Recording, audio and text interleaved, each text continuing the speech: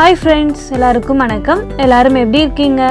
இன்னைக்கு நம்ம சேனல்ல என்ன பார்க்க போறோம்னா ரொம்பவே டேஸ்டான, ரொம்பவே ஹெல்தியான ராகி அடை தான் இன்னைக்கு நம்ம எப்படி செய்யறதுன்னு பார்க்க போறோம். பார்க்கிறதுக்கு முன்னாடி என்னோட சேனலை யாரும் சப்ஸ்கிரைப் பண்ணாம இருந்தீங்கன்னா சப்ஸ்கிரைப் பண்ணி பெல் ஐகானை கிளிக் பண்ணி ஆல்னு கொடுத்துக்கோங்க. அப்பதான் நான் டெய்லியும் போற வீடியோஸ் உங்களுக்கு நோட்டிஃபிகேஷன்ல வரும்.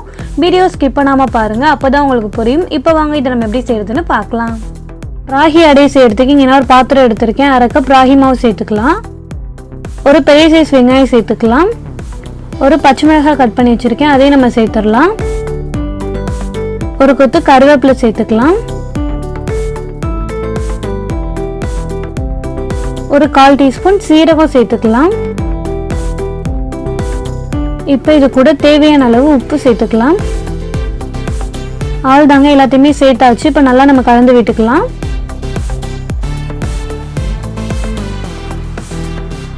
இப்போ நல்லா கலந்து விட்டாச்சு.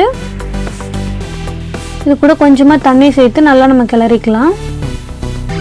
தண்ணி அதிகமாகிடக்கூடாது, அதனால கொஞ்சம் கொஞ்சமாக தண்ணி சேர்த்து பார்த்துட்டு சேர்த்துக்கோங்க.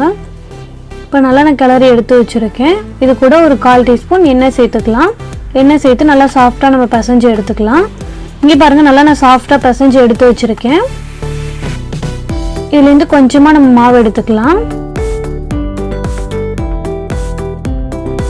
மாவு எடுத்து இந்த மாதிரி நம்ம உருட்டிக்கலாம்.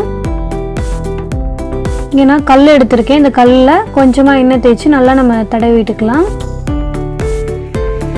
நீங்கள் டேரெக்டாக இந்த மாதிரி கல்லே கூட நீங்கள் அடையை வைக்கலாம்.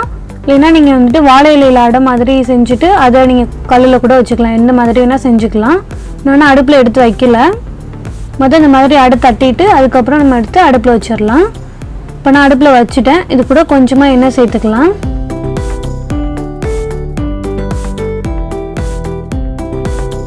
ஒரு சைடு நல்லா வேகட்டும்.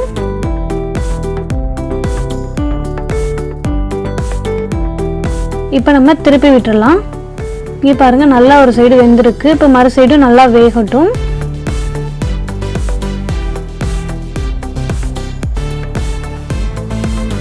இப்போ நம்ம மறு சைடு திருப்பி விட்டுடலாங்க. இப்போ 2 சைடுமே நல்லா வெந்துருச்சு. இதை எடுத்து நம்ம ஒரு பிளேட்க்கு மாற்றிடலாம்.